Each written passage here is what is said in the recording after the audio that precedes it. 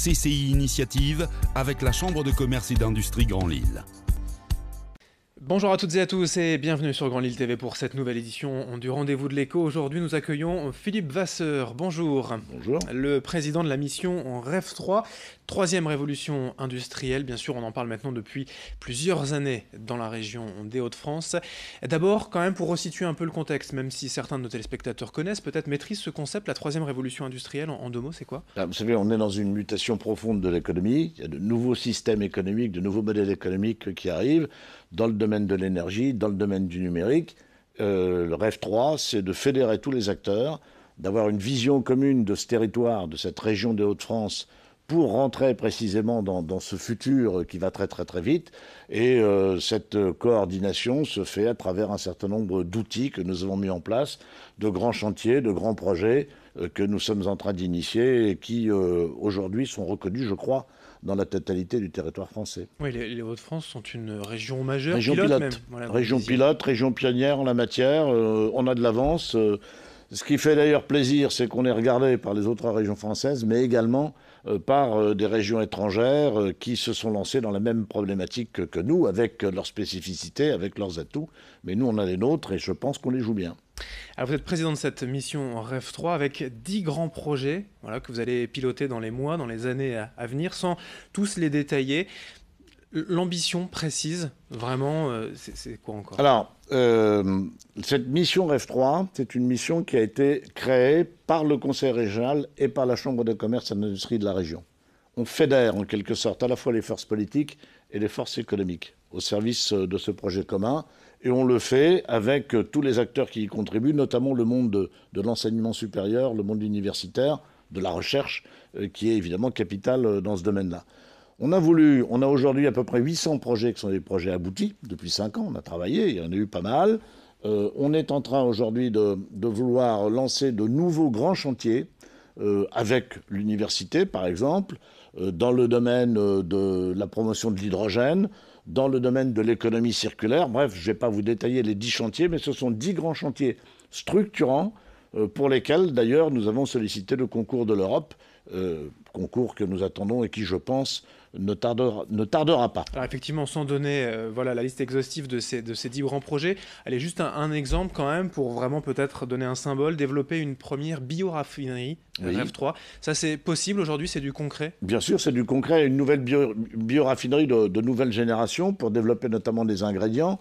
Nous sommes d'ailleurs en contact avec un industriel qui pourrait créer cette nouvelle bioraffinerie. Mais c'est un exemple. C'est-à-dire qu'à partir d'une première bioraffinerie, on veut développer ce que nous appelons aujourd'hui la bioéconomie, c'est-à-dire toute cette économie qui est basée sur le vivant, notamment sur le monde agricole, et pas simplement pour faire de l'alimentation, mais également des nouveaux matériaux, des nouveaux concepts qui aujourd'hui sont très très en pointe. Il faut aussi impliquer tous les territoires, il y a forcément une locomotive dans la région, c'est la métropole lilloise, il y en a toujours une, elle est nécessaire, mais les territoires démonstrateurs REV 3, c'est la première promotion, l'ensemble en fait des territoires est impliqué ?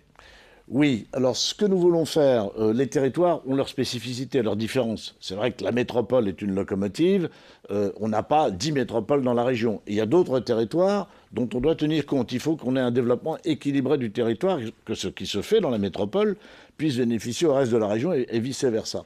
Donc nous avons souhaité mettre en avant des territoires démonstrateurs, des territoires qui se sont appropriés cette démarche de troisième révolution industrielle, de mutation économique. La métropole, évidemment, en fait partie, avec certaines parties de la métropole, certaines villes qui sont quelquefois plus en avance que d'autres. Mais nous avons décidé de créer 10 territoires démonstrateurs. En fait, on sera plutôt à 15 qu'à 10, parce qu'il y a beaucoup de volontaires sur la totalité de la région. Donc il y a une première batterie, une première série de territoires qui a été lancée. Et d'ici la fin de l'année 2018, nous serons à une quinzaine de territoires. Comment ça se passe ? Chacun travaille dans son coin, puis après il y a un retour d'expérience ? Non, chaque territoire a son propre projet. La métropole, par exemple, est très très en avance et on compte d'ailleurs beaucoup sur elle, sur ce qu'on appelle les réseaux intelligents, et notamment les réseaux électriques intelligents. La métropole est très très en avance, elle peut faire bénéficier le reste de la région de son expertise. Après ça, une fois que chaque territoire a montré quelle démonstration il pouvait faire, nous souhaitons les mettre en réseau. En fait, ce qui sera important dans cette région, ce qui est important dans cette région, c'est de mettre les uns et les autres en réseau. Il y a des richesses, et sur des richesses considérables, il faut que nous soyons capables de les connecter les unes aux autres. Faire partager également le savoir finalement de cette mission REF 3 directement dans les entreprises avec des accélérateurs. C'est ça, ce sont des spécialistes qui vont comme ça intégrer les entreprises. Les accélérateurs, c'est différent. C'est un dispositif qui a été proposé et créé par la Chambre de commerce. Il s'agit d'accueillir des jeunes pousses, c'est-à-dire des créateurs d'entreprises ou des entreprises qui sont en voie de développement, mais ce sont des petites entreprises, de les accompagner pendant, disons, entre 3 et 6 mois, de mettre à leur disposition de l'expertise, de la formation, et puis aussi de les aider dans leur financement. On a fait une première expérience à Douai qui a été très très concluante, et nous lançons 6 nouveaux accélérateurs, là, dans les semaines qui viennent. Je ne vais pas dire dans les jours, mais pratiquement dans les semaines qui viennent. Et sur ces 6 nouveaux accélérateurs, il y en aura 2 dans la métropole lilloise. Ils sont l'un et l'autre basés sur l'université de Lille pour le premier, l'université catholique pour le deuxième. Alors, on le disait sans citer les 10 projets, la liste exhaustive des 10 projets. Rapidement, la première révolution industrielle, c'était voilà, le charbon, le ferroviaire, on va dire, et puis l'industrie papier pour les journaux, pour les médias, le pétrole et la télévision pour la deuxième. L'électricité, oui. Ici, c'est numérique et énergie renouvelable. Oui. C'est assez vaste, il y a beaucoup de choses à faire en fait encore. C'est énorme, mais ça va très très très vite. Je vais prendre un exemple. Il y a 4 ou 5 ans, peut-être même moins d'ailleurs, quand on parlait des véhicules autonomes, des voitures autonomes, il y a des gens qui disaient, bon, ils ont rêvé, ils ont fumé la moquette. Aujourd'hui, on sait que les voitures autonomes, ça va aller très très vite. Très très très très vite. Quand on parlait des véhicules électriques, on disait mais ça c'est pour dans 2050.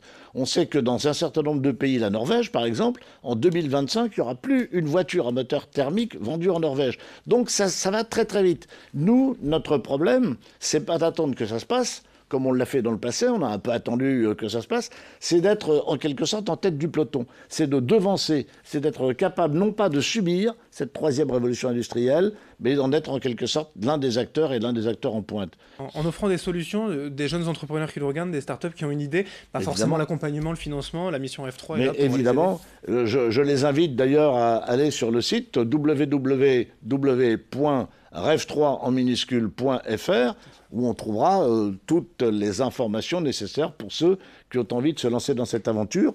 Et je constate d'ailleurs qu'on a des jeunes entreprises qui sont très très inventives et très prometteuses. Et on en parle régulièrement ici même sur Grand Lille TV, on en parle avec vous, Philippe Vasseur, président de la mission REF 3 dans les Hauts-de-France. Merci d'être venu aujourd'hui sur Grand Lille TV. Merci à vous de nous avoir suivis. L'info continue dans un instant. Restons connectés avec la Chambre de commerce et d'industrie Grand Lille.